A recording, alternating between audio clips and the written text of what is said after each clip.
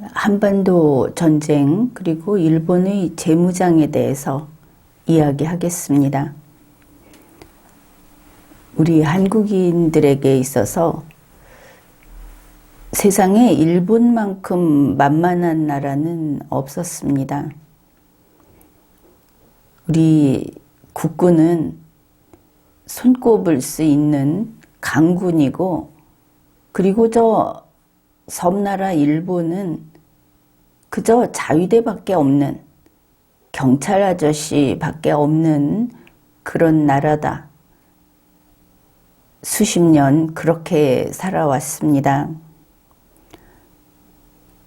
그런데 이제 슬슬 세계 몇 대 강군 이런 자랑을 하던 우리 국군이 스스로 알아서 김정은이를 위해서 무장 해제를 하고, 그리고 점점 한국군의 우수성보다는 기술적인 우수성으로 그것을 대체하겠다. 징병제 대신에 모병제를 하겠다. 하다 안 되면 외국인들도 받아들일 수 있다. 지금 이민도 같은 그 기조를 보이고 있죠. 이렇게 되었습니다. 우리 한국에서 현재 유럽 쪽에서 이 안보 관련해서 우리하고 여러 가지 교섭을 하고 하는데, 그들이 우리에게 관심이 있는 것은 한국군의 전력이나 어떤 전략 전술이나 그게 아니고 그냥 로봇입니다. 우리의 가장 지금 세고 그쪽에서 우리한테서 필요로 하는 것은 그 로봇인 것이죠. 나쁘게 말해서 살인 로봇 이렇게 말을 했는데 그게 또 대단하다고 하지 않습니까? 그런데 결국은 이 모든 것은 사람의 문제입니다. 사람이 빠지고 되는 일은 없죠. 국군이 없고는 기술로, 로봇군으로 모든 게 다 되는 게 아닙니다. 이제 일본의 재무장이라고 하는 것이 우리가 미처 어떻게 해보지 못할 지경으로 아주 빠르게, 그리고 한 단 한 단 제대로 밟아가면서 앞으로 나아가고 있다. 이것을 우리가 바로 인식해야 하겠습니다. 물론 여기에는 현재의 그 국제, 특히 이 동북아의 안보 상황이 관계가 됩니다.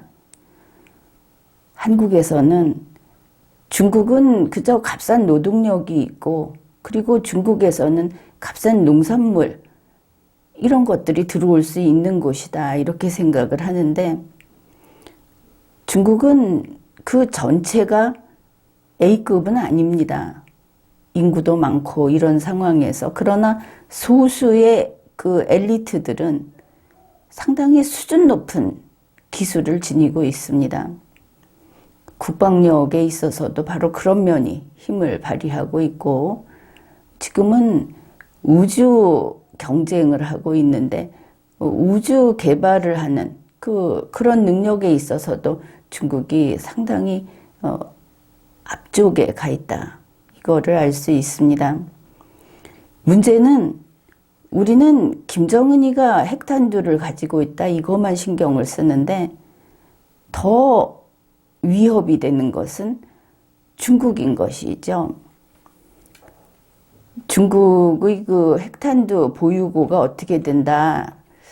아마 여러분도 잘 알고 있을 겁니다. 그런데 그게 얼마나 빨리 늘어나고 있는가. 이게 중요한 것이죠. 2019년에 200개라고 그렇게 보고가 됐는데, 2년 후인 2021년에 이미 400개를 넘어섰다. 그렇게 됐죠. 그리고 2035년이 되면 1,500개를 보유할 것이다. 이렇게 예상을 합니다. 이거보다 더 늘어날지도 모릅니다. 2035년 중국이 핵탄두 1,500개를 보유하게 될 거다. 이것은 바로 2020년이죠. 그때 예측한 1,000개를 50% 뛰어넘은 그런 숫자입니다. 예측을 재조정한 것이죠. 2022년 11월 29일 미국 국방부는 2022 중국 군사안보 보고서를 제출을 했습니다. 거기에서 바로 이와 같은 것을 실었습니다. 그런가 하면 중국과 러시아가 밀착하고 있다는 것은 알고 있죠. 그런데 이들이 최근 몇 년간 이들이 우리 카디즈 침범도 항상 손잡고 하지 않습니까? 그런데 최근 몇 년간 이들이 미사일 실험을 거의 무모한 미사일 실험을 했다. 그러면 미사일 실험이 어떤 해악을 끼치는가? 주위 나라들이 위협을 느끼고 침공당할까 봐 걱정을 하고 이런 문제가 아니고 또 다른 면입니다.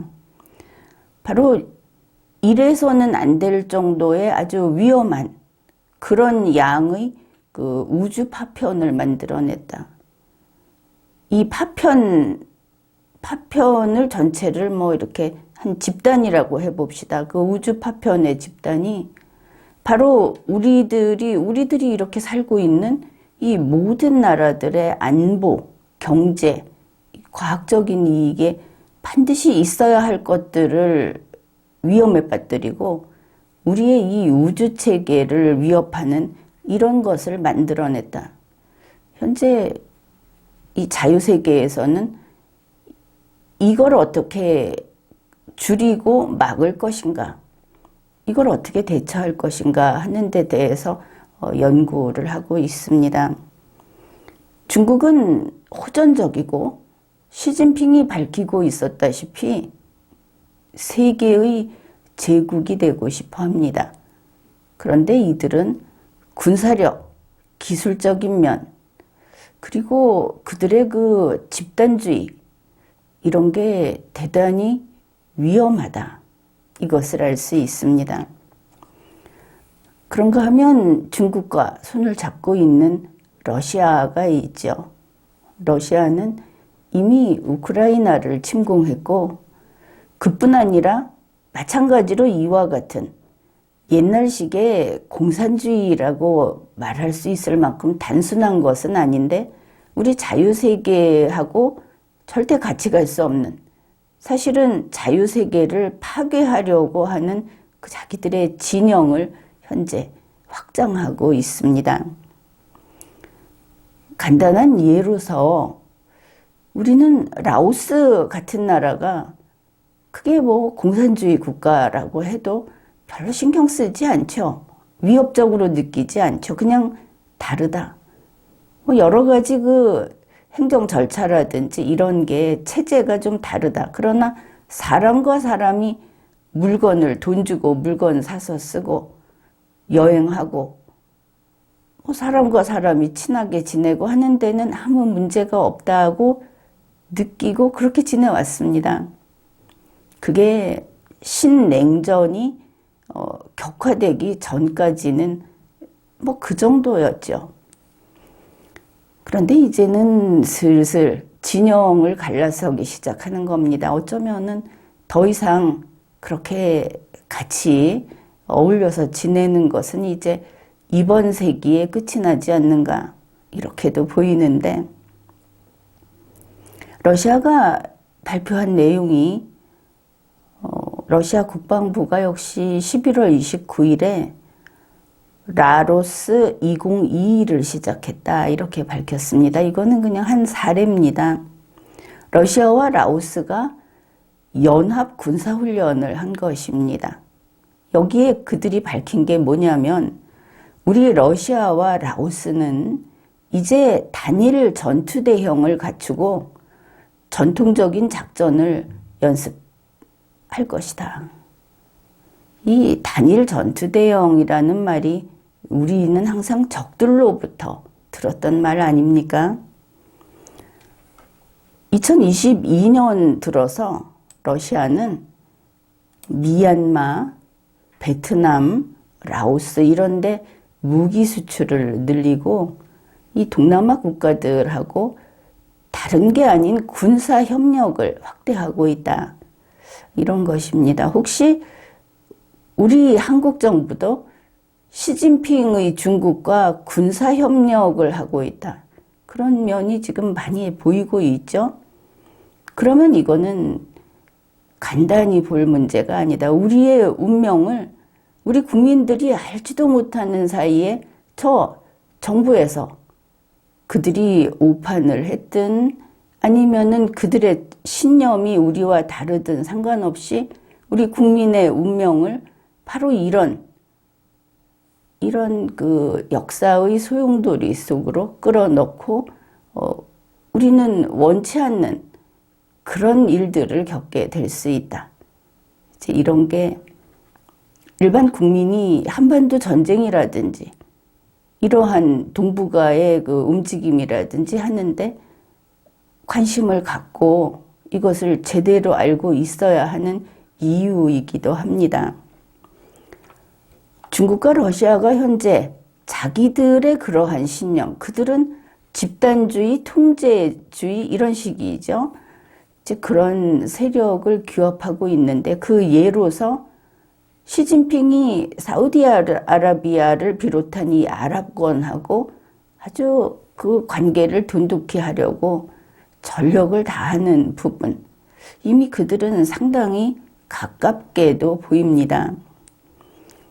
그리고 당연히 아프리카 쪽도 관심을 보이고 있고 특히 아프리카는 러시아가 꽉 잡고 있다. 현재 러시아와 아프리카 관계, 이게 우리가 볼 때는 좀 걱정스러운 정도입니다. 유엔에서 북한 제재를 한다든지 러시아에 대해서 뭔가 제재를 한다든지 할 때 과거 같으면 북한 이야기가 나오면 중국과 러시아 정도 반대했다 이러지 않았습니까? 지금은 아프리카가 반대하고 나섭니다. 바로 이런 것이죠.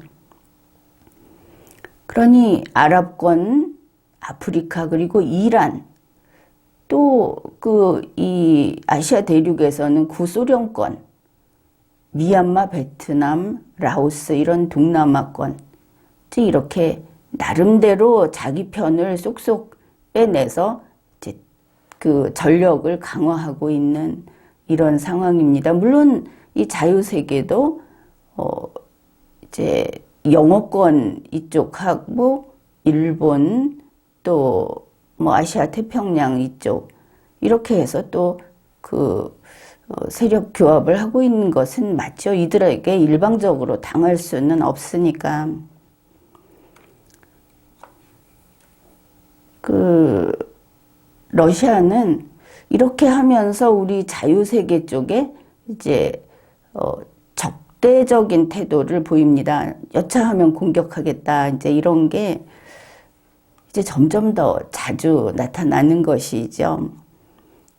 12월 5일에 2022년 12월 5일에 러시아는 그 쿠릴 열도, 그 일본하고 영유권 다툼이 있는 그 쿠릴 열도에 사거리 500km 해안 방어 미사일을 배치했습니다. 그러면 또 일본 역시 거기에 대응을 해야 하겠죠. 서로 외교적으로 또 그 국제사회에 호소를 하면서 저게 우리 땅이다. 이러다가 거기를 무기를 딱 갖다 놓고 지키기 시작하면 상대방도 무기를 갖다 놓게 돼 있는 겁니다. 그러면 뭐 좀 긴장이 높아지겠죠. 이런 상황에서 우리나라가 지금 어떤가, 한반도 지도를 이렇게 보게 되면 우리는 바로 그 휴전선을 사이 두고 김정은 집단이 있고 또 서해로 보면은 시진핑의 중국이 있고 또 뭐 그 북한하고 조금 연이어서 그쪽에는 러시아가 있고 이런 아주 그 좋지 않은 그런 위치에 있습니다. 그런데 일본의 경우에 우리와 한 팀이 돼서 싸워야 하는 일본의 경우에 지금 그 쿠릴열도 쪽에 지금 이렇게 러시아와 대치를 하고 있고, 그런가 하면은 대만까지 가는 그쪽 오키나와에서 그 위쪽으로는 다시 중국하고 또 문제가 있죠. 그러면 이런 상황에서 우리나라는 어떻게 할 것인가? 우리나라는 북한하고 대적하고 있고 중국이나 러시아하고 분명히 대적하고 있는 상황임에도 불구하고 우리는 그들하고 상당히 우호적인 것으로 밖에 비춰지고 있습니다. 오히려 우리는 독도를 가지고 동해를 가지고 일본과 일본이 러시아와 대립하고 있듯이 우리가 일본과 대립하고 있는, 그래서 사실 우리는 이 한반도 중국 러시아 이쪽 독재정권 쪽에 이쪽의 스탠스를 취하고 있는 것이죠. 우리의 입장은, 우리는 전혀 그렇지 않은 자유민주주의 국가임에도 불구하고 그 이효도 문제도 마찬가지입니다. 그래서 우리가 일본과 싸우게 되면 그러면 자유세계의 전력은 약화될 것이고 우리는 중국, 북한, 러시아 편이 될 것이고, 이게 참 묘하죠. 그렇게 가서는 안 되는데, 그러면 우리는 그야말로 우리의 문제, 이어도라든지, 이건 이제 중국하고 관계도 되지만 또 독도라든지 하는 이런 것들은 정말 이거는 신사적으로 풀어야 되는데, 그렇게 하기 위해서는 우리 한국이 굉장히 그 능력이 뛰어나야 된다. 그 능력이 뛰어나면 그런 문제는 굳이 무기를 들지 않고도 해결할 수 있죠. 이거는 세계 1위 국가가 되는 것과는 관계가 없습니다. 바로 그게 외교라든지 문화적 수준 높은 문화라든지 이런 것으로 충분히 극복이 가능한 것이죠. 그게 국익의 문제인데, 영토, 돈인데 이렇게 생각을 할지 모르는데, 바로 그런 것을 풀고 그런 것을 유연하게 해결을 하는 것이 수준입니다. 높은 수준. 현재 중국하고 사우디아라비아가 밀착하고 있다. 이거는 이미 알려졌죠. 그러면 우리 한국은 어떤가? 한국은 중국하고 가까이 가려고 노력을 하고 있고 사우디아라비아하고 가깝다고 그걸 성과로 자랑하고 있습니다. 이게 참 묘하지요. 이 둘이 다 자유세계의 적이다. 지금 이렇게 된 상황에서. 그래서 우리 한국 정부의 그 입장이 어떻게 보이느냐. 친중이 분명합니다. 그 친중이란 면에서는 반미이지요. 미국에 반대한다. 그런 면이 있습니다. 미국에 등을 돌리고 중국을 위해서 중국과 같은 목소리를 낼 때가 종종 있으니까. 그 다음에 친미를 하는 부분이 있죠. 이 친미를 하면 반중이어야 하는데 그게 아니라는 겁니다. 친미, 미국과 가까이 있고 미국이 마련해 놓은 무대에 가서 앉을 수 있는 초대장을 받고 하면서 그 자리에 가서 역시 친중을 하고 있다. 그러니 중국에 대해서는 친중 반미, 미국에 대해서는 친미 친중, 이런 그 입장을 보이고 있습니다. 이러한 면에서 윤석열 대통령의 발언은 바로 이러한 한국 정부의 외교적 입장을 항상 바탕에 놓고 이해를 해야 합니다. 윤석열 대통령이 11월 28일에 로이터 통신하고 인터뷰를 했습니다. 그럴 때 그때 이런 이야기가 있었죠. 중국에게 북한 비핵화에 대해서 분명한 어떤 발언을 하고 그 입장을 밝혀라. 그래서 국내가 한번 떠들썩했죠. 왜냐하면 윤석열 대통령은 일단 보수도 자유민주주의자도 아니다. 이거는 이제 증명이 된 거 아닙니까? 거의 뭐 요지부동이죠. 그런 사람이 왜 저렇게 말을 했을까? 미국하고 똑같은 이야기를 하네. 중국 너희가 지렛대 역할을 해라. 이게 미국의 입장이죠. 김정은이를 설치지 못하게 해라. 그런데 윤석열 대통령이 그런 말을 했다. 그래서 보수가 좋아하고 이제 좀 상황 판단을 하는 것인가 이러기도 했지만 그럴 리가 있겠습니까? 자, 그때 했던 이야기를 본다면은 윤석열 대통령이 북한이 7차 핵실험을 한다면 그러면 여태까지 보지 못했던 그런 수단으로 거기에 대처를 할 거다. 이렇게 말을 했죠.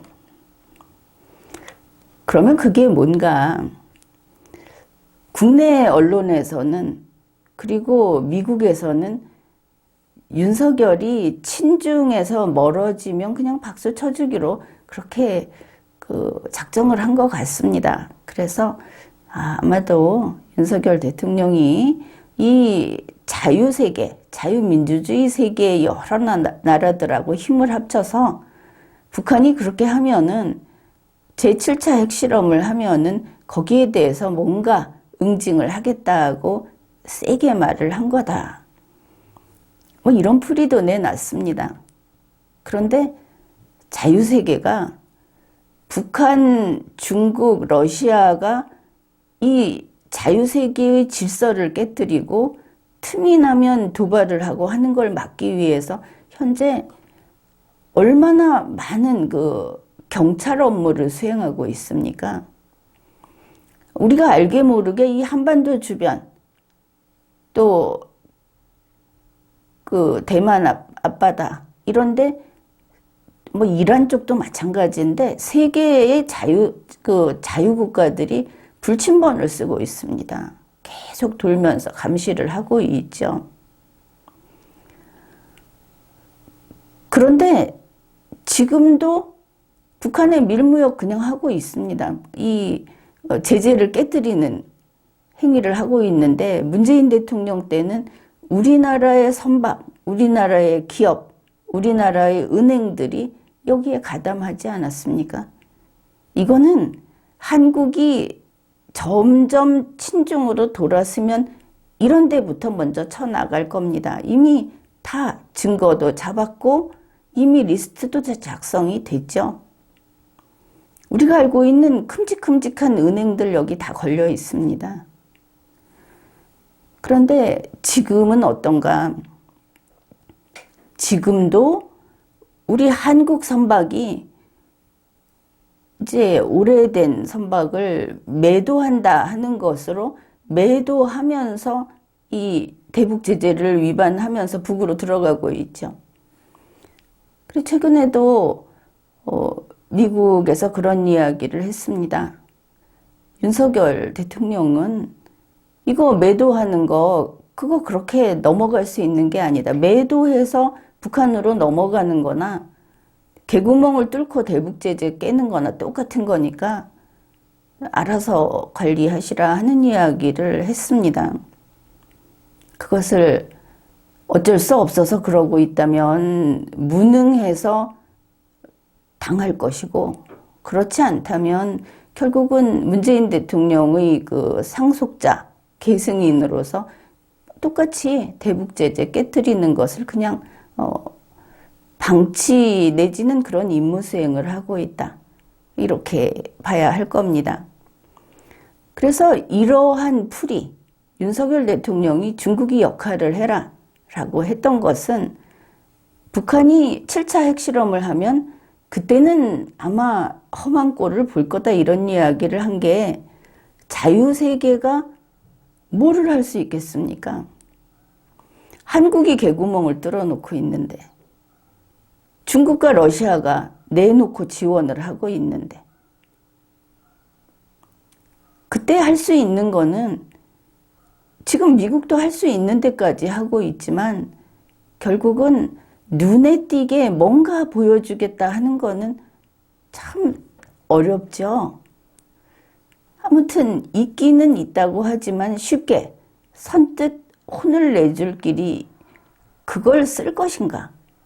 이제 이 문제가 있습니다. 그런데 더 쉽게 그게 중국의 뜻이다라고 하면 이게 좀 쉽게 풀이가 됩니다. 시진핑은 지금 북한이 대북 제재를 깨뜨리는 거에 협조를 하고 있죠. 그럼에도 불구하고 분명한 것은 중국이 핵탄두를 그렇게 많이 가지고 있으면서 북한이 핵 보유국으로 가는 것은 찬성하지 않습니다. 중국이 북한이 핵 보유국이 되는 거에 대해서 좋아하지 않는다. 이게 여러분은 조금 도대체 중국의 입장은 뭐지 하는 생각이 들 겁니다. 혈맹이다 하면서 도와주면서, 그리고 북한이 도발하는 거에 대해서 방치하면서, 그런데 김정은이가 핵 보유국이 되는 것은 원하지 않는다. 이것을 잘 이해해야 합니다. 원래 어느 세계의 이제 우두머리는 밑에 있는 그 소두목이 설치는 것을 좋아하지 않죠. 뭐 그런 심리라고 볼 수도 있는데, 이게 뭐냐 하면 북한이 핵 보유국이 되는 것 자체를 좋아하고 싫어하고의 문제가 아닌 겁니다. 성격이 다른 것이죠. 중국이 핵탄두를 그렇게 가지고 있는데 북한이 지금 20개 그 이상 갖고 있다, 100개 갖는다고 해도 북한이 가지고 있으면은 이게 걱정되는데 이런 차원이 아닌 것이죠. 그게 아니라 북한이 7차 핵실험을 하고 핵 보유국으로서 행세를 하기 시작하면 미국을 비롯한 자유세계가 그것을 용납하지 않을 것을 시진핑이 알고 있는 겁니다. 그거야 똑같이 이심전심으로 알고 있는 것이죠. 그러면 어떻게 되는가? 단지 7차 핵실험이 아니라 김정은이가 핵무력을 가진 핵강국이다 하면서 설치기 시작하면 분명히 김정은 정권은 끝장이 납니다. 이렇게 되면 북한을 도와서 중국이 전쟁을 일으킨다? 요거는 그렇지 않습니다. 중국이 언제 북한을 도와서 전쟁을 일으키느냐? 그게 자기들에게 분명히 이익이 있을 때. 그게 아니고 이익보다는 혼란만 있고 부담만 있다고 하면은 손대지 않습니다. 모든 국가는, 모든 강대국은 이렇게 움직이는 것입니다. 그래서 북한이 진짜 이 핵을 가지고 사고를 쳐버리면 중국은 어떤 플랜을 가지고 있느냐? 중국과 북한의 국경을 막는다 하는 겁니다. 이 이야기는 예전에도 했었죠. 막는 겁니다. 북측에 난민이 들어오는 것을 막고 아마 살상도 할 겁니다. 그 다음에 그거로 해결이 안 된다. 왜냐하면 북한 정권을 끝장낸다는 의지는 분명하고 상황이 이렇게 되면 그런 일이 일어납니다. 그렇다고 해서 우리 한국이 공짜로 앉아서 통일을 이룰 수 있다, 이런 생각은 하지 마십시오. 결과적으로 그런 일이 일어날 수도 있지만 이 움직임은 한국 통일을 위한 게 아니기 때문에 단지 북한의 처리 방법입니다. 이렇게 되면 지금 중국은 어디까지 준비를 하고 있느냐? 북한 난민 안 받아들입니다. 그리고 중국이 스스로 지금 그 국경선에 중국 부대가 가 있죠. 그들이 북한 내부로 들어가서 북한의 핵무기, 핵탄두들을 직접 수거해서 치워버린다. 이 무기들을 확보하고 탈취해버린다. 그래서 상황 종료를 시킨다. 여기까지 그들은 플랜이 서 있다고 밝혀졌습니다. 바로 그렇기 때문에 윤석열 대통령이 김정은 네가 7차 핵실험에서 무슨 이득이 있다고 자꾸 그렇게 하느냐 하면은 좋지 않다고 한 거는 바로 이러한 중국의 뜻을 전달한 것이지, 자유세계가 네가 그렇게 하면 바로 너희 정권을 끝낼 거다, 그 이야기를 한 거는 오히려 아니다, 이렇게 보이는 겁니다. 왜냐하면 자유세계가 김정은 정권을 끝낸다 하는 것은 중국이 들어가는 것보다 후순위가 될 것이 뻔하기 때문에 그런 위험 부담을 하지 않는 게 자유세계의 특징이기도 하죠. 그걸 넘어서면 김정은 정권은 없어집니다. 자, 이렇게 되면 김정은이 그런 짓을 하게 되면 결국은 중국 손에 죽는다. 왜냐하면 중국은 김정은에게 의지하고 있지 않습니다. 그 차이인 것이죠.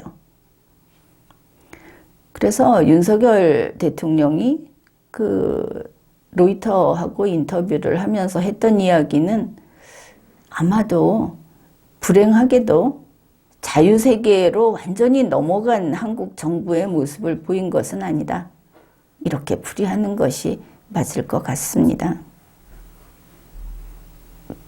이 윤석열 대통령의 로이터 통신하고의 인터뷰, 이게 변함없는 그 친중, 이게 드러났다, 그렇게 이야기를 했는데 아마 반신반의하는 분들도 있을 겁니다. 왜냐하면 좀 그러지 않았으면 하는 마음에서 그러겠죠. 몇 가지 분명하게 말한 부분이 또 있습니다. 이 인터뷰에서 윤석열 대통령은 주한미군 규모에 대해서 어떻게 생각하느냐 이랬는데, 지금 주한미군의 그 숫자가 줄어 있는 상태죠.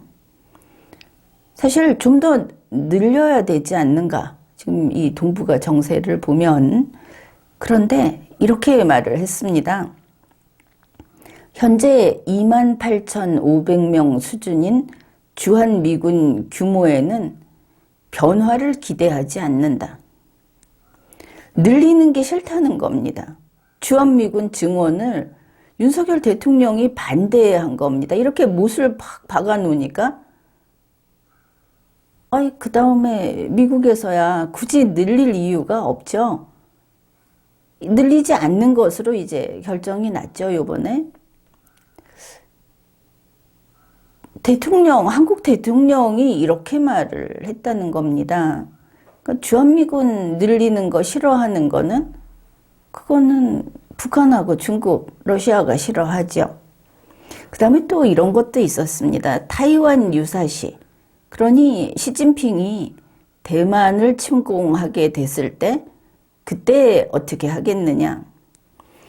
윤석열 대통령은 우리 한국군은 도우러 가지 않는다고 분명히 밝혔습니다. 말은 한반도를 먼저 살펴야 한다고 이야기를 했지만 안 간다고 한 것이죠. 김정은이가 있다고 하는 것은 지금도 똑같고 김정은이 우리를 침공할 것이다, 때를 노린다. 그럼에도 불구하고 그들과는 대화를 하겠다, 교류를 하겠다, 통일을 하겠다 이러지 않았습니까? 그들은 위험하지 않다고 했습니다. 자, 시진핑이 타이완을 침공하게 됐을 때 갑자기 김정은이가 위험해집니까? 기회가 될 수 있는 것이지, 김정은이가 바뀌는 게 아니고 한국을 침공할 기회가 더 좋아지는 겁니다, 김정은 입장에서. 그런데 윤석열 대통령은 여기를 지켜야 되니까 타이완은 도우러 가지 않는다. 좀 다르게 말을 할 수도 있었을 텐데 아무튼 별로 준비해주는 사람이나 본인이나 말솜씨가 그 정도였다. 그 다음에 당연히 그러면은 주한미군을 재배치하겠죠. 잠시라도 이동을 해서 재배치를 할 텐데 주한미군을 타이완에 배치하는 것도 반대한다 이랬습니다. 우리 한국의 이익을 위해서 이야기할 수도 있지만 그것은 그때가 왔을 때 할 이야기고 지금은 아직 그때가 오지 않았죠. 그러면 지금은 국익을 위해서 외교적 발언을 해야 할 때입니다. 그런데 지금 결국 이게 뭐냐, 시진핑에 대한 충성맹세로 보면은 아주 명확합니다.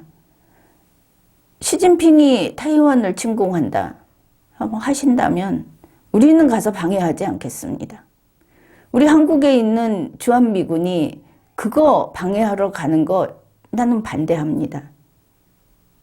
이렇게 이야기를 한 겁니다. 두 가지 다. 이게 윤석열 대통령의 입장이다. 한국의 위상이, 한국의 이 자유세계 안에서의 위치가 상당히 간등간등하죠. 저게 아군인가? 라는 데 대한 신뢰가 계속 무너지는, 그것을 굳이 2022년 11월 28일 로이터 통신과 인터뷰를 하면서 밝혔다. 왜?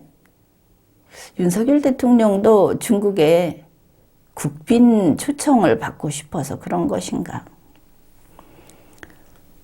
문재인의 묵은 상처가 쑤셔서 그래서 그런 것인가? 아무튼 윤석열 대통령에 대해서 여러분은 핑크빛 꿈을 접으십시오. 결코 여러분의 꿈을 이루어줄 인물은 아니다. 꿈꾸다가 죽느니 현실을 제대로 보고 제대로 나라를 지키는 것이 더 중요하다 이렇습니다. 자, 이렇게 됐는데, 자, 미국 쪽에서 뭐라고 하는지 이제는 해도 안 되니까 미국도 직설화법을 씁니다. 이 직설화법이라는 것이 참 외교계에서는 이거는 막 보는 것이죠. 서로 품위 있게 은근히, 그래서 내가 이것을 원한다 하는 것을 상대방이 내가 원하는 것을 해주셨다, 고맙다, 이렇게 가는 게 외교적인 해결인데 안 되니까 내가 원하는 것을 해라 이렇게 하긴, 한국 정부는, 한국 대통령은 번번이 중국이 그렇게 앞에서 주먹질을 하고 이렇게 했을 때 끌려가듯이 중국이 원하는 일을 하지 않았습니까? 왜냐하면 해주기 싫어서가 아니고 도무지 알아듣지를 못해서, 또 미국 눈치도 봐야 되고 계속 박쥐 노릇을 해야 하니까, 그러니까 이제 미국도 직설적으로 이야기를 한다. 미국만이 아닙니다. 세계, 자유세계의 모든 나라가 이제 한국에게는 직설적으로 말을 한다. 자기들이 원하는 것을 하지 않으면 바로 때려버린다. 문제는 아주 쉽게 해결이 되겠죠, 매번. 그러나 나라 꼴은 말이 아니게 된 겁니다. 이번에 미국에서 CSIS 한국 석자 빅터 차가 얼마 전에도 한국에 왔다 갔죠. 그런데 이렇게 이야기를 했습니다. 이 사람의 이야기는 사실은 이 사람은 미국인이죠. 그렇지만 한국과 어떤 DNA 면에서 연결이 된 사람이니까 이게 충언이다, 이렇게 볼 여지도 있습니다. 빅터 차의 말이, 그동안 한국 정부는 미국과 중국 사이에서 계속 선택을 피하는 그런 태도를 보여왔다. 선택을 피한다는 것은 미국을 선택하지 않았다는 겁니다. 자, 중국을 선택하지 않았을까? 이거는 이제 빅터 차가 미국인이기 때문에 굳이 밝히지 않은 것이죠. 그러면서 보수이든 진보이든 모든 한국 정부가 최대한 오랫동안 안 하면 안 되는 상황까지 버티면서 살살 피하면서 중국 쪽에 손을 잡고 미국과 손잡는 것을 피해왔다. 박쥐 상태를 유지했는데 사실은 중국이 자랑하듯이 땅이 붙어 있지 않습니까? 바로 옆에 있습니다. 중국이 매번 강조하는 게 이웃 사촌이다, 이웃이다. 사촌뿐만 아니라 너희는 우리의 속국이었고 결국은 내 영역에 있었던 자들이다. 이렇게 말을 합니다. 미국은 바다 건너 있고. 그래서 빅터 차 이야기는 진보 보수할 거 없이 한국 정부는 계속해서 중국의 손을 잡고 미국과는 손을 잡는 걸 피하면서 때때로 필요할 때 손을 잡았다 놨다를 반복했다. 그렇게 말을 한 겁니다. 우리가 알고 있죠. 이제 이것이 민주화 30여 년 동안 우리 대한민국이 몰락해온 그 이유 중에 하나다. 미국에게 맹종하라는 것이 아닙니다. 중국의 속국 상태에서 벗어나지 못했다. 이게 큰 것이고 또 미국과 손을 잡음으로써 우리가 그것을 발판으로 도약할 수 있었던 기회를 놓쳤다. 이런 이야기인 겁니다. 이제 빅터 차는 이렇게 말을 합니다. 이제 한국이 처한 안보 환경을 고려할 때 이 짓을 하는 것은 이제 더 이상 가능하지 않다. 자, 불가능이 나왔습니다. 계속 그러면 좋지 않아가 아니고 계속 할래도 못해. 이렇게 불가능 이야기를 한 거죠. 그 원인을 이제 세 가지를 듭니다. 중국의 그 수사, 중국의 발언과 행동이 더욱 공세적으로 변했다. 중국은 분명히 군사력을 가지고 또 경제력도 지금은 경제 안 보니까 이런 것을 가지고 덮칠 거다. 공격을 해올 거다. 하나. 러시아가 핵 선제 사용 위협을 먼저 이야기를 했다. 실제로 지금 전쟁을 수행하고 있기도 하고. 그런데 이게 북한에게 나쁜 모범이 됐다. 나쁜 모델이 돼버렸다. 그러면 북한이 이를 저지를 능력이 있느냐 없느냐 이렇게 봤을 때 이제 북한은 도저히 저지할 수도 없는 그런 속도로 기세로 미사일 프로그램을 개발하고 있어서 그 어느 때보다 이 국제 질서에 아주 심각한 위협이 되고 있다. 이러니까 한국은 더 이상 중국 손을 놓지 않고 미국 손을 잡을 듯 말 듯 하는 쇼를 하면서 여기에서 이익을 받겠다는 게 이제 불가능해져 버렸다. 이해하셨죠? 그리고 이런 겁니다. 물론 한국이야. 아시아의 다른 나라들처럼 어떻게 이 어려운 시기를 좀 더 꾸물꾸물거리면서 지나가면 좋겠다. 입장을 분명히 정하는 지금까지 중국의 지배에서 확실하게 그걸 손을 끊고 자기 일에 자기가 책임을 지는 자유세계로 완전히 옮겨버리는 이걸 미적거리면서 피하려고 하는 그 아시아 국가들처럼 한국도 아마 그럴 거다. 그렇지만 아주 확실하게 이야기를 합니다. 현재의 상황은 일시적인 것이 아니다. 일시적인 거야 기다리면 지나가는 때가 올 거 아닙니까? 그런데 이게 일시적인 것이 아니라 새로운 현실이다. 이렇게 말을 했습니다. 신냉전, 그리고 중간 영역은 없다. 이제는 영세 중립국도 안 된다. 사실 저 핀란드 같은 데는 중립국 포기했죠. 그래서 지금과 같이 박쥐 노릇을 하면서 이 새로운 현실을 피하는 것은 더 이상 가능하지 않다. 그래서 윤석열 대통령이 한국 정부가 또 아니면 한국에 있는 저 거대 야당 여기에서 어떻게든 이 박쥐 상태를 유지해 볼까? 그들도 사실은 박쥐 상태를 선호했죠. 그게 누구라도 안 된다. 윤석열 쫓아내고 민주당이 만약에 대통령 자리를 차지한다 해도 끝났다. 그러면 그들이 뭐를 해야 하느냐? 사실 그들은 친미가 아니라 종미해야 합니다.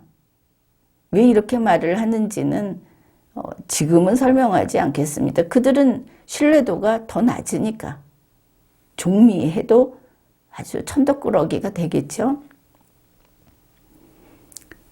그들이라고 해서 중국의 한 지방으로 중국의 속국으로 들어가는 확실하게 지금 시대가 그렇게 가고 있으니까 그쪽으로 가는 것은 아니다.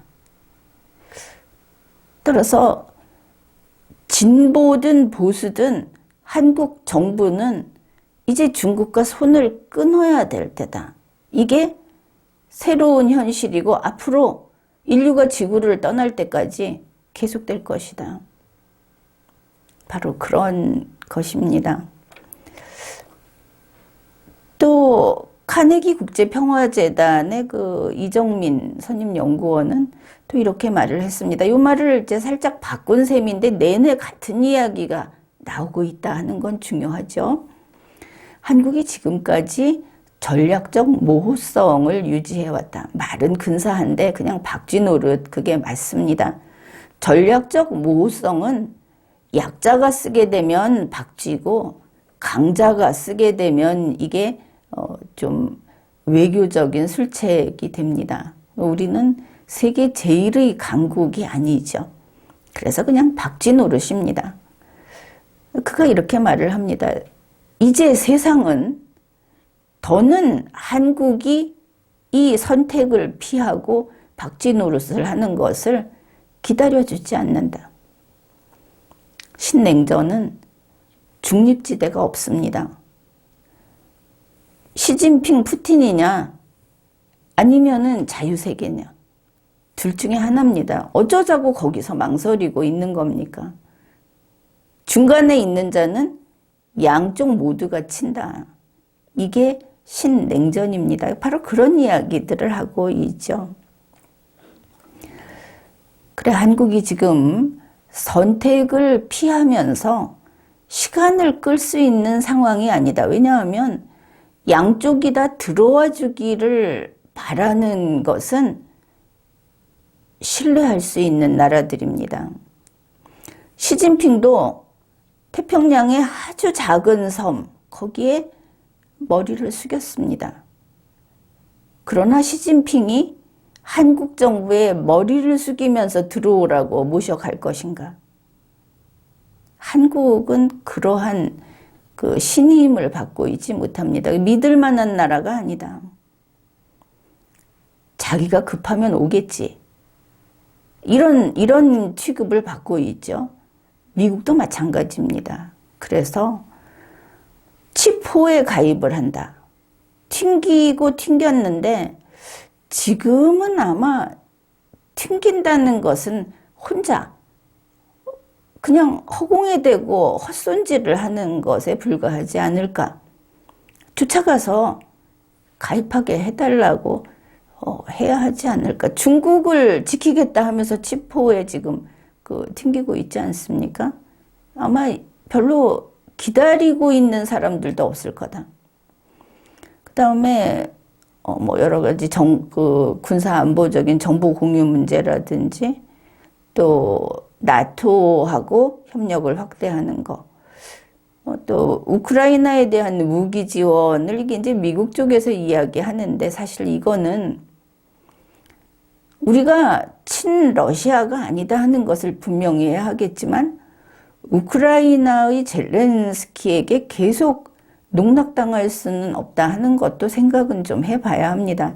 차라리 우크라이나가 아니라 자유세계를 지키는데 우리가 거기 줄 무기, 그 재원을 자유세계를 지키는데 다 기여하는 거, 이런 게 더 현명한 것이지 우리가 우크라이나 뒤치다거리를 하는 것으로 그 몫을 맡게 되면 어디 자유세계의 중요한 나라들이 그런 거 하나 한번 살펴보십시오. 우리한테는 그런 해서 버릴 일을 시키고 앞으로 자유세계를 더 지키기 위해서 건설하는 분야에는 우리가 지금 중국 눈치 보면서 빠지고 있으니까 그래 너희는 빠져라 이러는 거 아닙니까? 그래서 이제 이 부분은 좀 달리 생각해야 하겠지만 한국은 지금 분명하게 줄을 서야 한다는 요구를 하고 있습니다. 신냉전은 양대 진영입니다. 지구가 둘로 갈라지는 건데 어느 쪽이냐 분명하게 서야 된다. 그렇다고 시진핑에게 가겠다. 윤석열 대통령 워낙 돌발 행동을 하니까 그렇게 들어가면 국민이 윤석열을 쫓아내야 되겠죠. 길은 뻔합니다. 자유세계로 가는데 더구나 이제는 서둘러야 한다. 이런 것이죠. 자, 한국 너희들 이제 박쥐 노릇 할 수 있는 기회는 끝났다. 세상이 용납하지 않는다. 이 소리까지 나온 겁니다. 그런데 지금 한국 정부, 윤석열 대통령 쪽에서는 계속 중국의 그 무슨 창고에 쥐 드나들듯이 계속 드나들고 있죠. 밖에 나가서 북한하고 계속 접촉하고 있죠. 러시아도 마찬가지입니다. 계속 이러고 있습니다. 자, 이렇게 한국을 이 자유세계에서 그냥 없는 셈 쳐버리는 상황까지 온 거죠. 우리 한국이 그래도 이것도 있고 저것도 있고 그러니까 거기서 알맹이는 다 빼가겠죠. 한국이 만일 망한다고 하면 한국을 살리기 위해서 자기 목숨을 바칠, 자기 팔을 하나 자를 그런 우방은 없습니다. 마지막에 와서 어디 쓸만한 거 있나 챙겨가겠죠. 국제관계는 원래 그런 것이니까. 자, 이런 가운데 이 아시아를 지키는 누군가가 있어야 한다. 미국은 아무리 해도 태평양 건너편에 있고 중국, 러시아, 북한이 다 여기에 물려있고 한국 저 모양이고 하니까 그 여기를 지키는 히로로 일본을 다들 바라보고 있었던 것이죠. 그 결과가 뭐냐? 일본 재무장입니다. 이게 참 일본이 운이 좋은 건지 아니면 그들이 그런 거 있죠. 붓질을 하는데 한 획을 긋는데 1000번을 거서 그 선 하나를 긋는데 1000번을 거서 선을 보이게 만드는 뭐 이런 느낌이라고 하면 될 것 같습니다. 아마 그 누구보다도 한국인들은 일본 저기는 재무장 못해. 이번에 한 이야기도 그거죠. 일본 너희 그 평화 헌법 가지고 있지 않느냐. 물론 연합국이 일본이 군대를 가지지 못하게 했습니다. 그런데 그 연합국이 지금 뭡니까? 러시아 빼고 다 자유세계 국가들이죠. 어떻든 이런 상황에서 일본은 스스로도 그렇습니다. 군대가 없는 나라만큼 불안한 것이 없죠.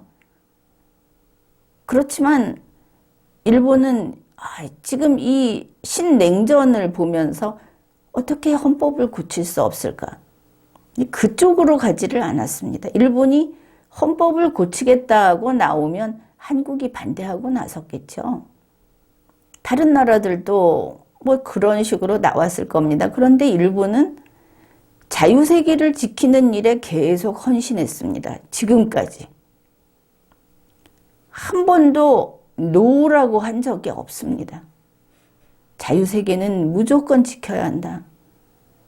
인도태평양에도 앞장선 게 일본이죠. 그래서 아마 지금도 한국에서는 일본 저기는 평화헌법 저걸 깨뜨리지 않고는 재무장 못해. 이렇게 생각을 했을 텐데 지난 4개월간 일어난 일들을 한번 훑어봅시다. 2022년 여름에 일본은 우리가 김정은이가 미사일을 일본 본토 하늘 위로 그냥 쏴대니까 최소한 우리는 반격 능력을 보유해야 하지 않겠느냐. 이걸 일본 내에서는 계속 논의를 하고 여러 국제회의에서나 이런 외교적인 루트를 통해서 계속 이야기를 했습니다. 사실 일본을 이렇게 만든 것은 김정은이 그리고 러시아, 푸틴 이쪽이 더 크지요. 거기에 이제 마지막에 이 속도를 빠르게 해준 것은 한국의 윤석열 대통령이다. 이렇게 보면 될 겁니다. 뭐 시진핑이야.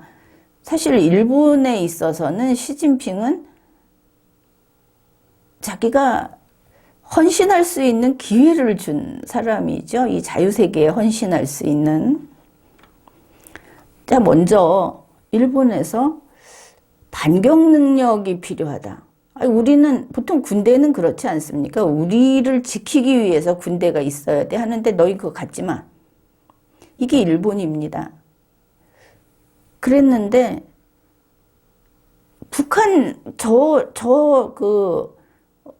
북한이 저런 식으로 그 세계 평화를 위협하면서 우리한테 쏠 때 우리가 저거를 쏴서 떨어뜨리는 거 그거 가져야 되지 않겠냐. 이러니까 자유세계가 설득이 된 거죠. 일본 방위성 간부가 이런 식으로 설명을 합니다. 여러분, 러시아가 우크라이나를 침략했습니다. 그 전쟁이 처음 터지던 그 장면 영상을 보셨습니까? 러시아는 우크라이나를 침공한 그 첫날인 2월 24일에 미사일 공격 등을 해서 비행장 11곳을 포함해서 74곳을 단숨에 파괴해버렸습니다. 지금까지 분석된 바에 따르면 3,500발 이상의 미사일을 쐈다고 합니다. 이게 오늘날 전쟁이 터진 방식입니다. 침공하는 방식인 것이죠.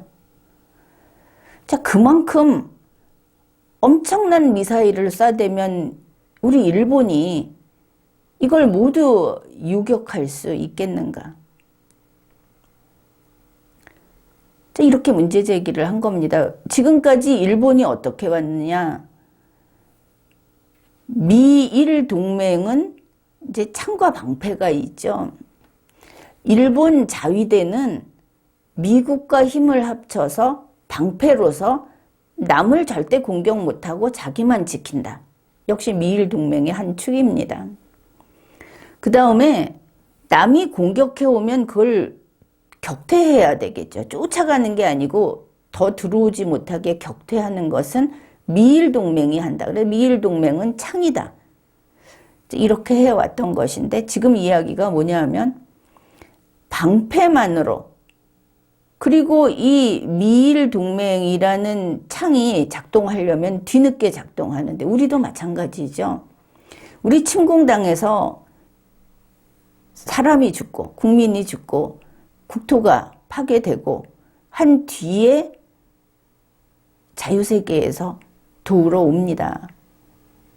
창은 그런 것이죠. 그런데 방패로 막을 수 없는 방패다. 이런 겁니다. 그러니 방패만 갖고 있는 일본이 이 러시아 침공을 받는데 그냥 여지없이 침공당하고 말지 않겠느냐. 러시아만이 아니죠. 지금 북한한테 직접 이걸 겪고 하는 이야기니까. 그러면서 이런 말을 합니다. 이 사람들이 이제 세계를 설득하는 방식인 것이죠. 그게 보입니다. 현재 일본의 안보 환경이 대단히 심각하다. 패권주의적인 움직임을 강화하는, 세계를 점령하고 세계 제국이 되려는 중국. 밤낮으로 탄도미사일을 발사하는 김정은 집단. 그리고 국제질서의 근간을 뒤흔는, 지금 이미 침공을 해서 전쟁을 수행 중인 러시아. 만일 이 중에 어느 쪽이 일본의 미사일 공격을 한다면, 우리가 봤듯이 저런 공격을 한다면 어떻게 대처할 것인가. 게다가 중국, 러시아, 북한의 이러한 핵탄두, 탄도미사일, 순항미사일, 중국과 러시아는 극초음속 활공무기가 지금 그들이 갖고 있다. 이렇게 이야기가 나오죠. 그래서 우크라이나는 내일의 이 동아시아, 내일의 일본일 수 있다.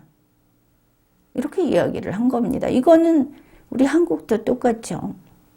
우리 한국은 사실은 북한을 사이에다 두고 우리가 아주 강력한 군사력을 보유할 수 있습니다. 그런데 이제 우리가 일본처럼 우리 헌법을 보면 평화헌법처럼 평화조항을 넣어놨죠. 물론 일본하고 같이 해석은 되지 않지만, 그리고 우리는 일본하고 똑같이 우리는 방패만 갖고 있고 미국이 창이다 하는 게 바로 핵 부분입니다. 김정은이가 핵을 갖고 있으면 우리가 핵을 갖고 있지 못할 이유가 없는데, 바로 그 핵 부분에 있어서 창은 미국만, 한국은 핵은 가지면 안 돼. 그래서 방패만. 이렇게 됐는데, 미국이 가진 창, 그게 안 된다고 한 게 뭡니까? 북한 비핵화가 아닌 한반도 비핵화로 말을 바꿈으로써 미국도 핵을 갖지 못한다. 그래서 지금 이 중국과 이 동북아를 봤을 때 한국은 어떠냐 하면 아예 미군도 핵을 갖지 못하는 곳으로 돼버린 겁니다. 이게 한국 민주화 30여 년 정권이 이거를 스스로 이렇게 선서를 한 것이죠. 북한 앞에서 우리는 비핵화할게. 이렇게 한 겁니다.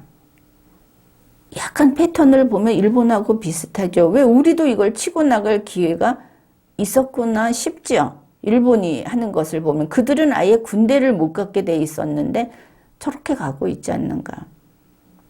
우리는 지금 공식적으로는 우리는 전범국도 아니었고, 그리고 우리는 핵을 못 가질 이유가 없습니다.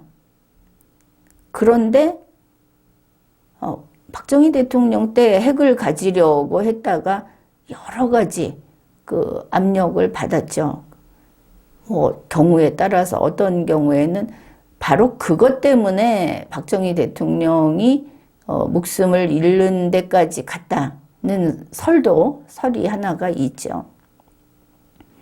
그런데 그 이후로 민주화 시대라는 게 열리면서 한반도 비핵화가 돼버린 겁니다. 원래 절대 북한 비핵화여야 하는데 한국이 한반도 비핵화를 계속 외치니까 미군은 핵을 가지고 있으면 안 되는 것이 된 겁니다. 그 전술핵도 철수하고, 지금 전술핵을 이야기해도 한반도 비핵화를 주장하는 한국 정부가 무슨 전술핵을 이야기할 수 있겠습니까? 뻔한 것이죠. 이렇게 관계가 이런 겁니다. 일본은 한술 더 뜹니다.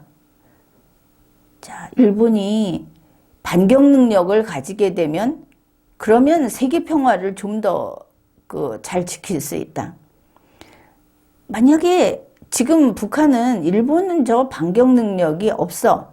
그래서 우리가 무슨 짓을 해도 일본에게 공격당할 우려는 없다고 생각을 하고 자꾸 저 짓을 하는데, 일본이 반격 능력을 갖게 되면 북한은 일본을 통과하는, 그렇게 해서 미사일을 쏘면 일본에게 반격당할 수 있다, 이렇게 생각을 해서 발사 횟수라도 줄이지 않겠느냐.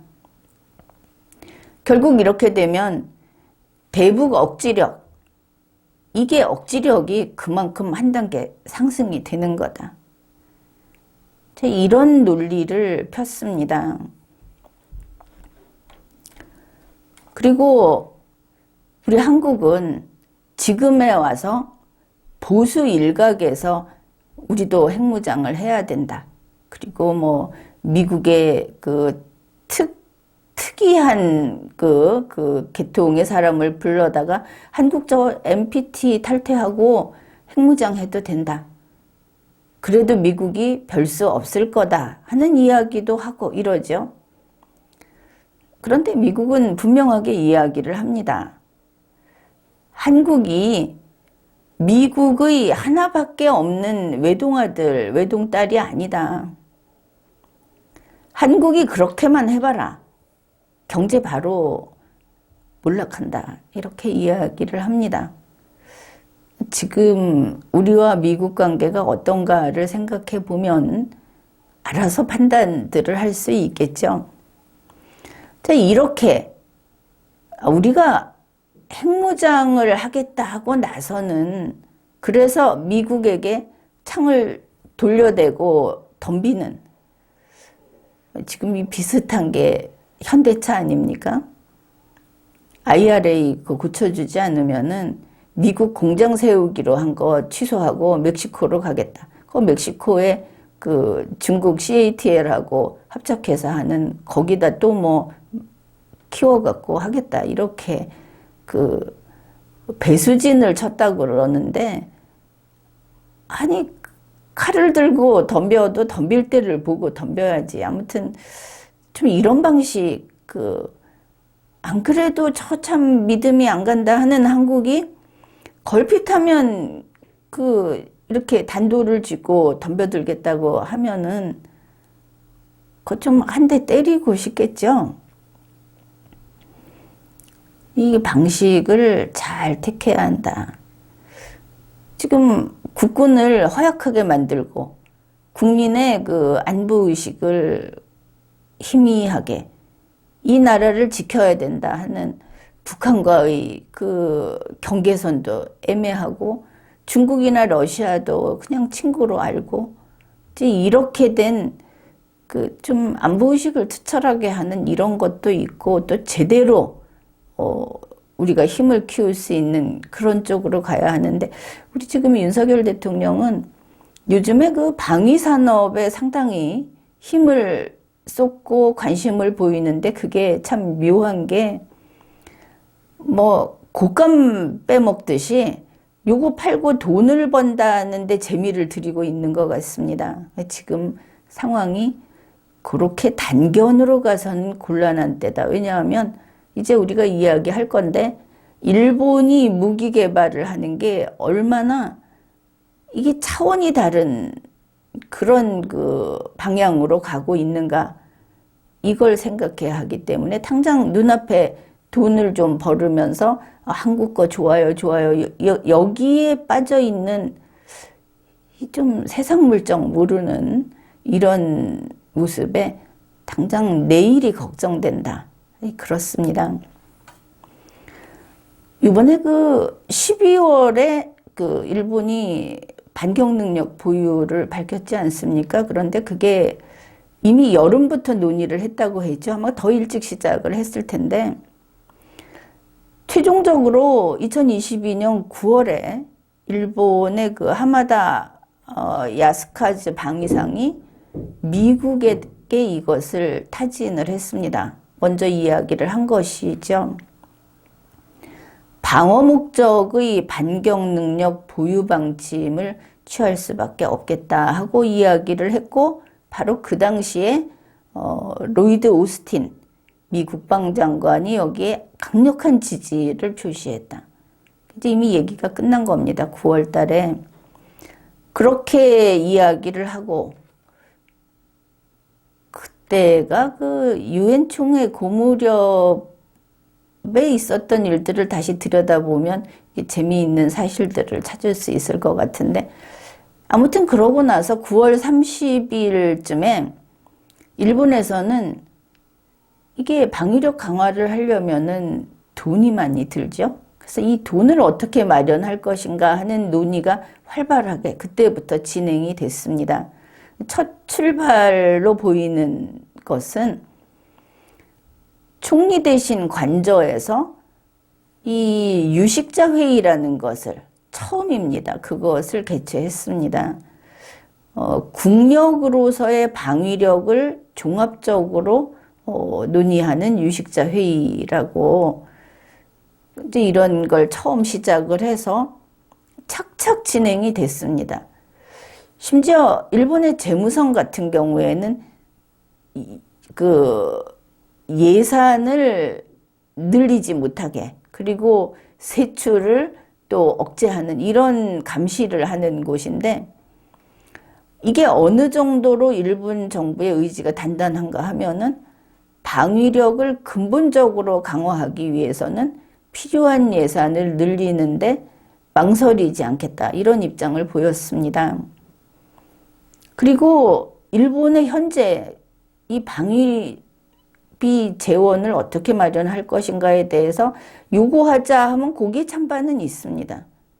요구하자 하면 거기에 찬반은 있습니다. 그러나 방위력 강화하는 데 돈이 들어간다는 데 대해서 이해하고, 돈이 들어가야 한다는 데 대해서 이해하고 찬성하고 있습니다. 따라서 이 문제는, 일본의 문제는 돈이 없는데 이 돈을 어떻게 마련해야지? 이렇게 되면 그럼 못하는 걸까? 이렇게 되지 않겠습니까? 일본은 이 단계를 넘어섰다는 겁니다. 돈이 없으면 다른 걸 못해도 이거 한다, 이렇게 정해져 버린 것이죠. 그럼에도 불구하고 일본 정부는 국민에게 방위비 대폭 증액은 무엇을 위한 것인가? 필요하다 하는 것이고, 그러면 이 비용은 누가 부담해야 하는 것인가? 여기에 대해서 매번 진지하게 답변을 하고 국민에게 정중하게 설명을 해서 그 이해를 구하고 국민이 납득해 주시기를, 그거를 받을 때까지 노력을 하겠다 하고 지금 전국적으로 이런 그 설득이라기보다는 이해를 구하는 이런 것을 하고 있습니다.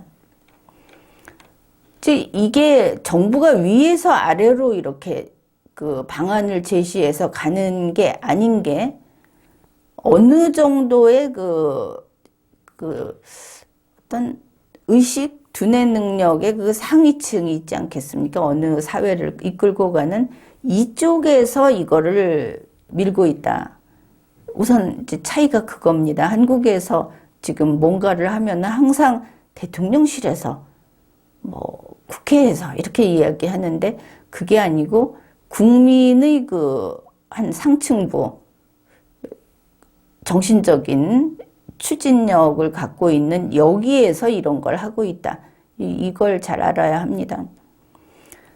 11월 22일쯤 되면 일본의 전문가들이 보고서를 냅니다. 방위력 강화 방안을 담은 보고서. 이거를 이제 정부에 제출을 했는데, 여기에 적 미사일이 발사된 그 기지에 대한 반경 능력을 갖추기 위해서는 5년 내, 앞으로 5년 내에 충분히 그 반경용 미사일을 일본이 확보하고 배치해야 한다는 내용이 여기 들어 있습니다. 실제로 이것은 시행되고 있습니다. 그리고 이제 28일에, 11월 28일에 이제 그 일본 방위상이 기자회견에서 밝힙니다. 이제 최종 정부에서 정한 것이죠. 앞으로 5년 안에 국방비를 시급하게 늘리고 국방력을 강화해야 한다. 중국의 그 안보 위협, 거기에 대응하기 위해서 방위비 지출을 진짜로 그 효과가 있게 그렇게 실질적으로 늘릴 것이고, 또 하나는 이 자유세계를 지킨다는 어떤 사명감, 이것도 밝힙니다. 책임 있는 국가로서 여기에 대해서 우리가 준비를 해야 한다. 그래, 재원 마련이 지금 어렵다. 앞으로 5년을 두고 지금의 2배 이상으로 증액을 해야 한다. 그래서 지금 나와 있는 거는 이렇습니다. 2023년도에는 353억 달러로 증액을 하고, 이제 매년 70억 달러씩 올려가지고 2027 회계년도, 그러니까 이게 2028년 3월입니다. 일본의 회계년도는 우리는 올해면 올해 12월에 끝나고 1월에 시작을 하죠. 그런데 일본은 3월에 시작을 해서 2027 회계년도에는 706억 달러까지 이걸 목표로 삼고 있습니다. 그리고 나서 이제 이 국민의 이해를 구하는 이런 활동들을 계속 하고 있고, 이제 그 뒤에 기시다 총리 대신이 방위력 강화에 이제 재원이 필요한데, 이걸 위해서 일본 그 여당에게 증세를 검토하라 하는 지시를 내렸습니다. 이런 일들이 일어났다. 그렇게 대략 2022년 한 여름 끝부터 연말까지 사이에 이제 이게 진행이 되고 12월에 와서 이게 공표가 되죠. 그런데 이런 움직임들이 일본 안에서 몰래 한 것이 아니고 다른 동맹국들 또 자유세계 여러 나라들하고 논의를 계속했던 겁니다. 이렇게 일본이 반격 능력을 보유하겠다는 논의를 하면서 일본은 이미 날아다니기 시작합니다. 이미 확 달라진 것이죠. 이제 그거를 살펴봅시다. 2022년 10월 9일에 일본 방위성이 밝힌 것이 이겁니다. 2023년 3월까지 일본의 모든 대공 부대가 신형 패트리엇 미사일을 운용하게 한다. 이 신형 패트리엇 미사일은 설명이 이렇습니다. 고도 수십 킬로미터, 이게 이제 훨씬 높은 데서 떨어질 때 수십 킬로미터에 낙하하는 그 마지막 단계, 종말 단계에서 탄도미사일, 순항미사일 이런 거를 요격하는 기능을 탑재하고 있는데, 이게 기존의 패트리엇 미사일하고 비교를 할 때는 그 고도가 50km까지 확장이 됐다. 이게 훨씬 더 잘 잡을 수 있다는 건 뻔하죠. 그래서 이렇게 되다 보니까 훨씬 더 넓은 지역을 커버할 수 있고, 기동탄도 재진입체 미사일을 포함하고 날아오는 미사일을 요격하고 하는 이런 가능성이 훨씬 더 크게 설계된 그런 미사일이다. 바로 이 부분은 이제 그 미국 전문가가 한 이야기입니다. 그래서 이 신형 패트리엇 미사일은 대도시의 상당 부분을 방어할 수 있는 훨씬 더 유능한 시스템이어서 도쿄에는 이게 아주 중요하다. 그런데 일본에서 모든 대공부대가 이걸 운용하게 한다는 겁니다. 그 다음에 내내 일본 방위성이 밝힌 건데 2028 회계년도 이후에는 음속의 최소 5배로 비행이 가능한 극초음속 유도미사일을 실전 배치하겠다. 물론 좀 먼 이야기지만 그때 가서 갑자기 되지 않는다는 건 알고 있죠. 지금 해야만 그때 가능한 거니까. 2030 회계년도 이후에는 도서지역 방어에 사용하는 고속 활공폭탄 배치, 이것도 하겠다. 그 다음에 이제 이 억지력 강화를 위해서 육상, 해상, 공중에서 발사할 수 있는 각종 미사일로 구성된 최소 10가지 미사일을 개발하고 도입하겠다.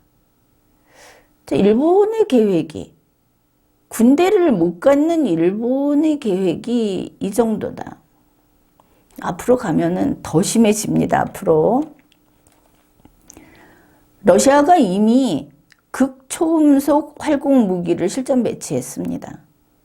중국도 극초음속 활공 탄두를 장착할 수 있는 둥펑 17 탄도미사일 운용을 시작했다. 이들에 대해서는 기존 방어 체계로는 대응할 수 없다 하는 겁니다. 그래서 이게 이제 지난 몇 개월 사이에 나온 뉴스죠. 이러한 중국, 러시아의 극초음속 미사일에 대응해서 이 요격 체계를 개발하는데 미국과 일본이 공동 개발하기로 했습니다. 그래서 미국과 일본은 정보 분석세를 개설을 했고, 또 2023 회계년도에 대형 로켓 모터하고 관련된 부품 설계를 이미 시작하기로 이렇게 돼 있습니다. 그래서 지상 낙하 전 활공 단계의 고도에서 요격이 가능하도록 하는 게 핵심이다. 그냥 이야기만 들으면 상당히 부러운 일들이 벌어지고 있다 싶죠. 그렇게 쉽게 느슨하게 이야기할 사안은 아니지만, 그 다음에 이제 일본 정부는 2032년 3월까지 큐슈에서 타이완 인근까지 뻗어 있는 그 난세이 제도, 여기에 탄도미사일 방어부대가 지금 이제 4개가 있는데 이걸 7개를 늘려서 11개로 늘리겠다고 합니다.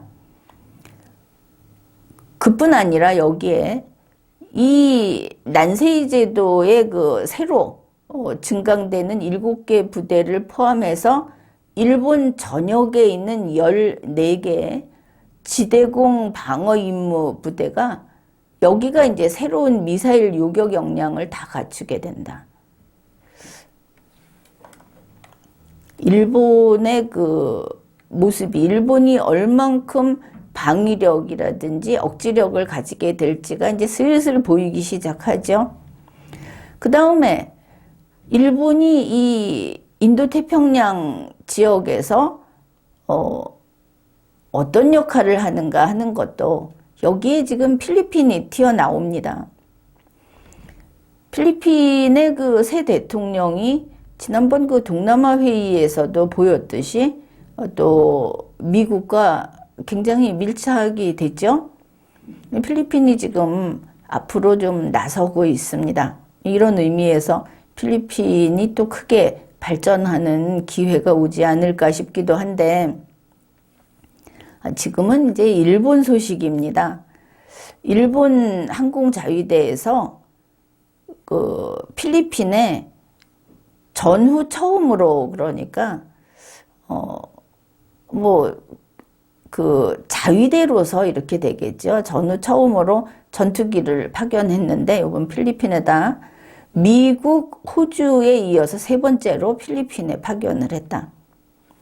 그래 필리핀 클라크 공군 기지에 항공자위대에 F-15 전투기 2대가 도착을 했다고 하는데, 그거가 2대냐, 전투기가 뭐냐 이런 거보다도 여기서 무슨 활동을 하고 어느 나라들이 같이 협업을 하고 있는가, 그게 중요한 겁니다. 앞으로 일본은 필리핀에 그 방위 장비품 경계관제 레이더 이걸 완성품으로 수출하기로 했습니다. 그러면 여기에 필리핀도 있구나. 이렇게 되는 것이죠. 우리는 항상 미국, 일본, 호주, 캐나다, 영국 이러다가 필리핀도 있구나. 이렇게 되는 겁니다. 여기 한국의 이름은 나오지 않고 있죠. 우리가 지금 어디로 가야 하는가? 이거는 서둘러야 하고 확고부동한 어떤 다른 선택의 여지가 없다는 것을 매번 이런 걸 보면서 한시라도 빨리 깨닫고 방향을 정해야 하겠죠. 그 다음에 7일에는 미국과 일본이 그 연합 육상 전력이 연합훈련을 했습니다. 일본 그 난세이 제도 방어 훈련을 했는데 그 난세이 제도 위치는 이야기했죠. 일본에서 또 11월 달에 요 난세이 제도 쪽으로 이제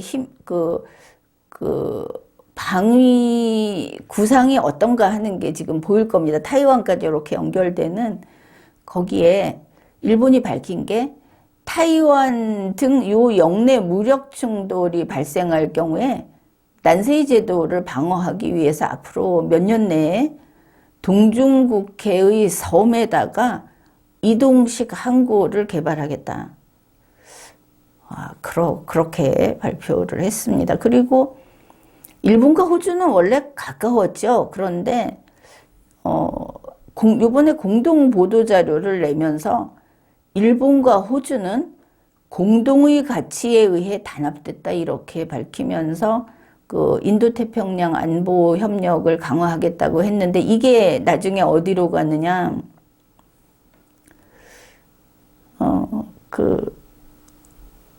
호주하고 영국, 미국의 그 어떤 연합체, 거기에 일본이 지금 들어가는 어떤 그런 절차를 진행하고 있는 게 아닌가 하는 걸 여기서 우리 생각을 해 둡시다. 이제 뒤에 또 다시 보기로 하죠. 그 다음에 흥미로운 게 이겁니다. 일본이 영국, 이탈리아하고 차기 전투기를 공동 개발하기 시작했습니다. 이 차기 전투기가 어떤 거냐가 중요한데,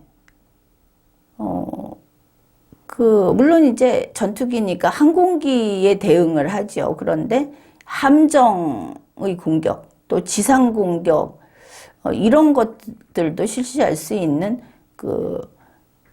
멀티 기능이 있는, 그 다음에 F-35나 그 유럽 각국에서 이렇게 도입이 돼 있는 유로파이터를 넘는 성능, 지금 기준이 이겁니다.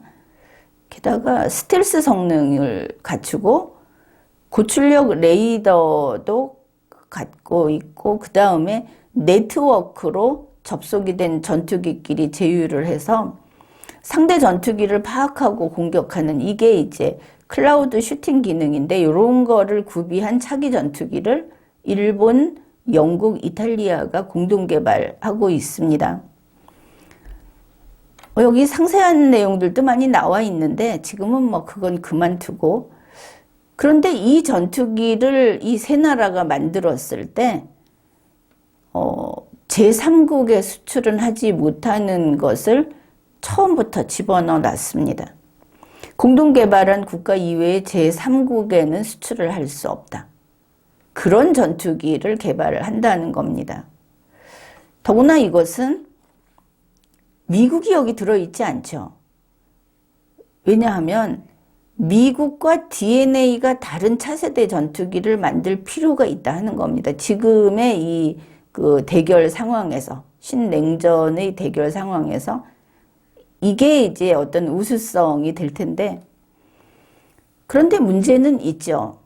그러면 미국과 다른 DNA로 이렇게 만든다고 했을 때 미국과의 관계는 어떻게 되는가? 미국이 이것을 용납하는가? 그런데 미국이 입장을 밝혔습니다. 미국과 일본 두 나라 모두에게 긴밀한 파트너 국가인 영국, 이탈리아하고 일본이 차기 전투기를 개발하는 것은 동맹국과 파트너국 사이에 안보 방위 협력을 하는 것이므로 지지한다. 여기에 대해서 다들 아주 이례적이다. 미일 동맹이 그 정도로 강력한 것인가 이런 반응이 나오고 있다. 이 정도 알아두면 되겠습니다.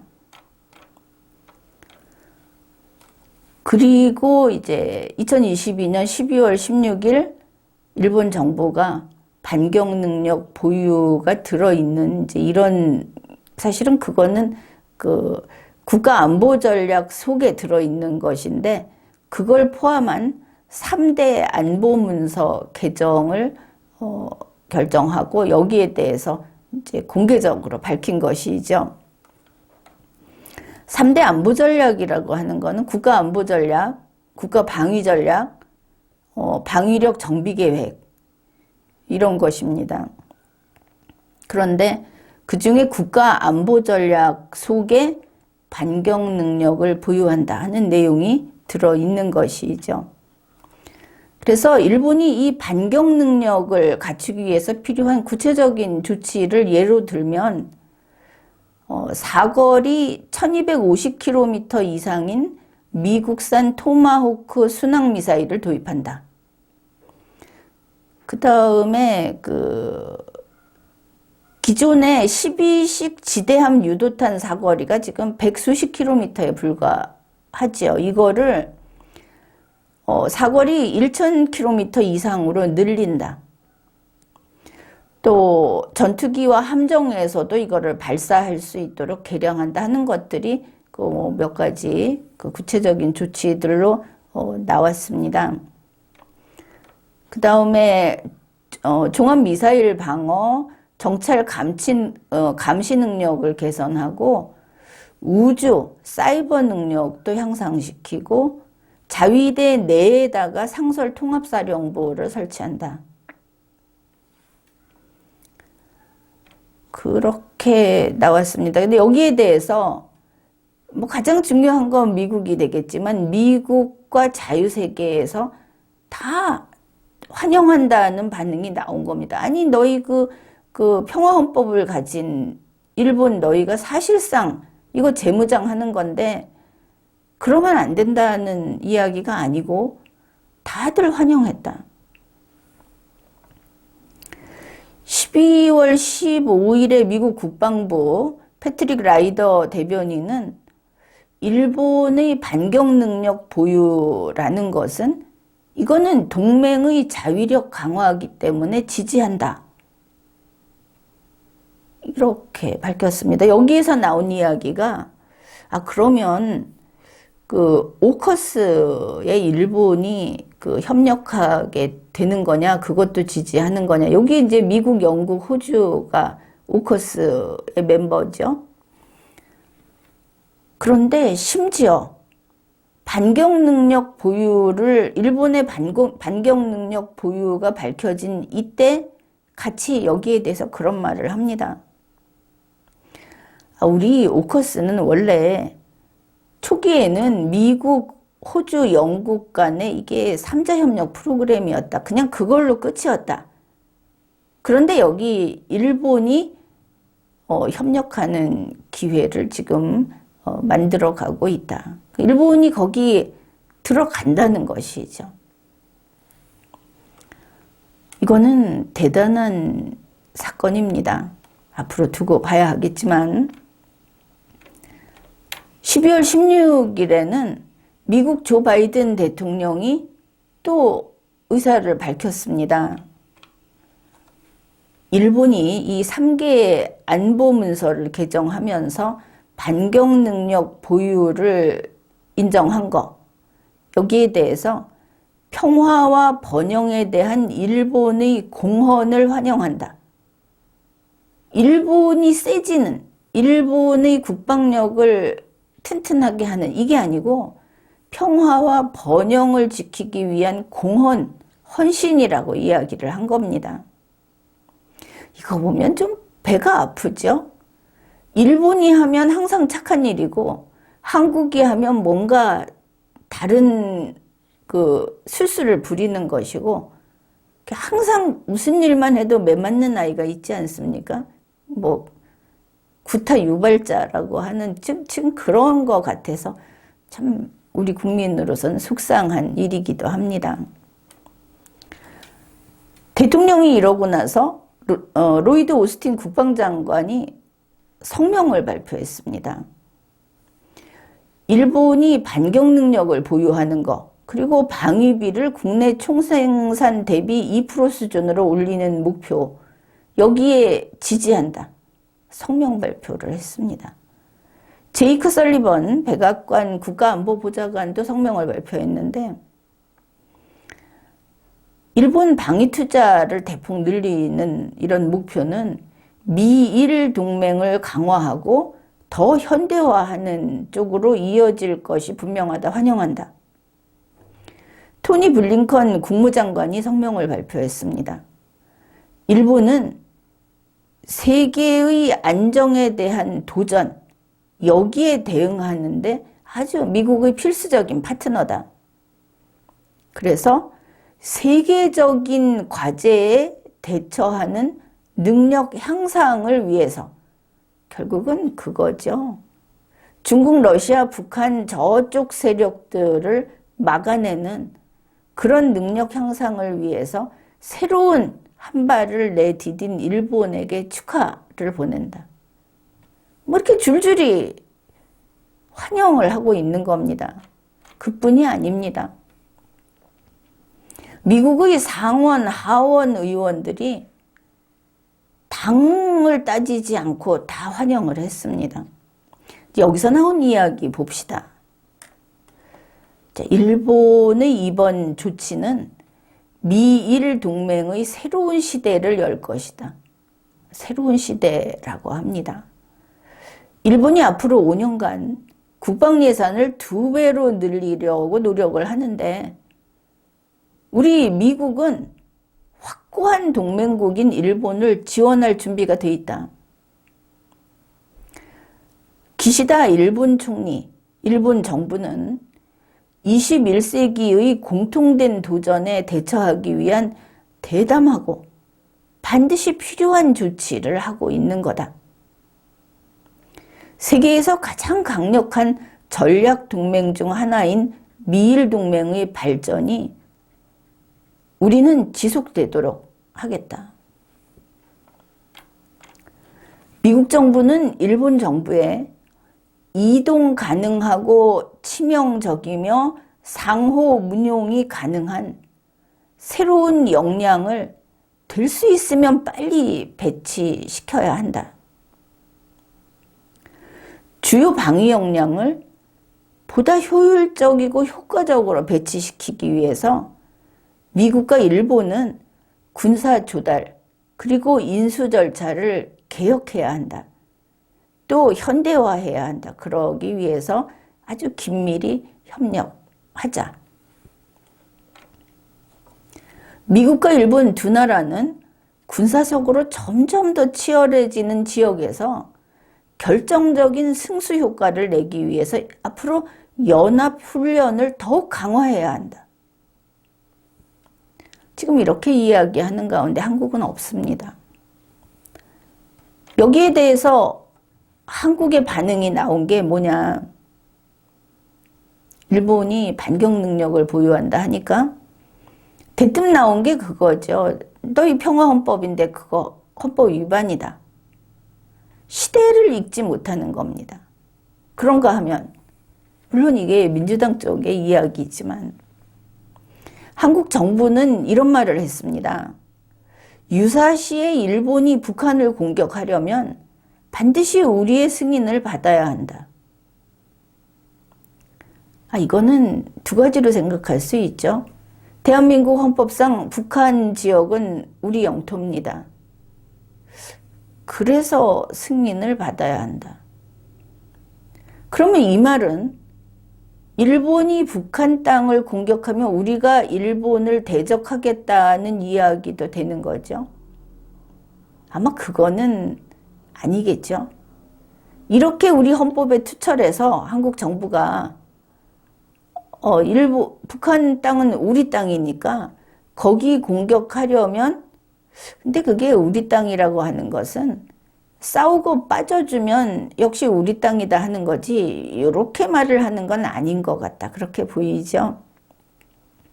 또 하나는 일본이 유사시에 북한을 공격한다는 것은 이 자유세계가 북한과 싸우게 되는 일일 텐데, 그러면 이건 우리 동맹의 연합작전일 겁니다. 그런데 한국의 이런 이야기는 한국은 그 동맹이 그날이 와도 아닐 거다 하는 말인가. 동맹의 연합작전이라면 우리가 승인할 필요가 없습니다. 우리 모두가 그러자고 정한 거니까. 근데 한국은 입장이 지금 그게 아니죠. 그렇다면 앞으로도 쭉 한국은 계속 자유세계에 안 들어가고 박쥐로 남겠다는 뜻이구나. 그러면 망할 텐데. 이제 이렇게 하나 볼 수 있고, 역으로 이걸 다 벗어나서, 그러면 북한이 우리 땅인데 아무튼 한국이 오케이만 하면, 한국의 승인만 받으면, 그러면 누구라도 북한을 공격해도 되는 거구나. 이렇게 볼 수 있겠죠. 이러면 이제 김정은이가 팔팔 뛰겠지만, 한국 정부가 이런 말을 한 겁니다. 한국의 군 관계자는 이런 말을 했습니다. 일본 영토 내의 자위권 행사하고 한반도로 자위대 전력을 투입하는 것은 전혀 다른 차원이다. 무슨 이제 기억니은 막 배워서 읽고 하는 그런 이야기 같죠. 아무튼 군 관계자는 우리 정부와 사전 협의와 동의 없이는 실현될 수 없다. 그러면 이거 역시 우리는 한미일 동맹이라든지 이 인도태평양이라든지 자유세계 쪽에서 우리는 담장 넘어 있는 남이구나. 앞으로도 그렇게 가겠구나. 이건 모를 수가 없는 거 아닙니까? 그런데 한국군은 모를 경우를 생각하는 것이죠. 그래, 여기에서 우리가 좀 읽어낼 수 있는 게, 그러면 우리 한국은 이 자유세계 동맹과 공동가치를 같이 하지 않는구나. 왜냐하면 거기에 기반해서 이런 일들을 정할 테니까. 그런데 미국과 일본, 호주, 특히 미국과 일본은 이 공동가치를 확인했지 않습니까? 그 다음에 또 하나는 일본이 공격할 때는 미국도 합니다. 호주도 합니다. 지금 상황은 그런 겁니다. 일본 혼자가 아니다. 일본이 싸우고 뒤에 와서 도와주는 그런 판도가 아닌 겁니다. 그런데 일본이 공격하는, 정확히 말하면 미국이 공격하는 그때 윤석열 정부는 그걸 막아서겠다는 거구나. 누구를 위해서? 뻔하지요, 그러면? 시진핑이나 김정은을 위해서가 될 텐데, 그러면 우리의 위치는 자유세계 밖에 있구나. 이게 바뀌지 않으면 내일 우리 한국 경제는 망합니다. 결국 미국, 일본과 싸우겠다. 중국, 러시아, 북한 편을 들어서 이런 말을 한 것입니다. 만일 한국 정부나 한국 군 관계자가 이런 뜻이 아니었다면 이걸 바로 잡는 성명을 발표해야 합니다. 신속하게.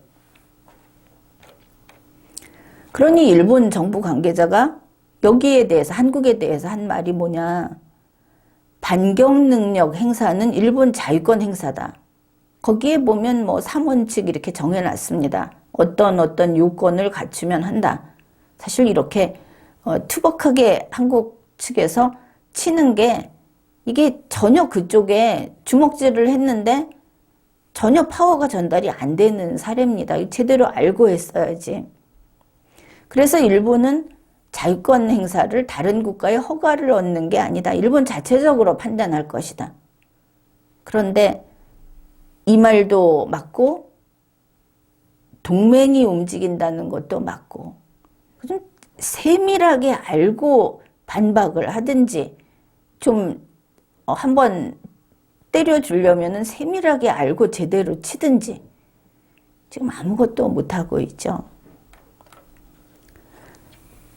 어떻든 이렇게 됐습니다. 일본이 재무장을 시작을 했고 이미 빠르게 하고 있죠.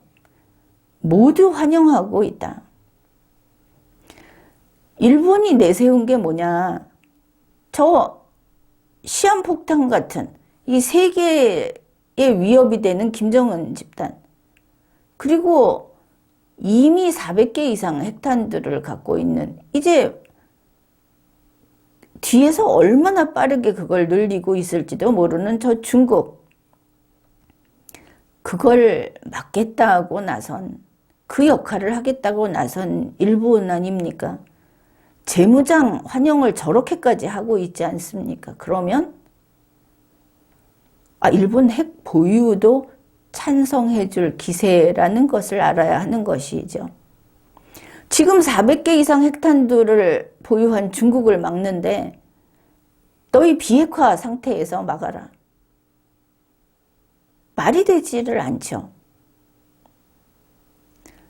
일본이 재무장을 시작했고 일본은 한국을 넘어설 것이다. 한국은 자유세계에 확실히 중국이 이사갈 수 없는 이웃이라고 하는데 이사해라. 짐 싸서 이사해라. 땅을 옮기지 않아도 국가안보, 국방, 이거는 확실히 이사를 해야 하는 겁니다. 지금까지 리걸마인드 연구소였습니다.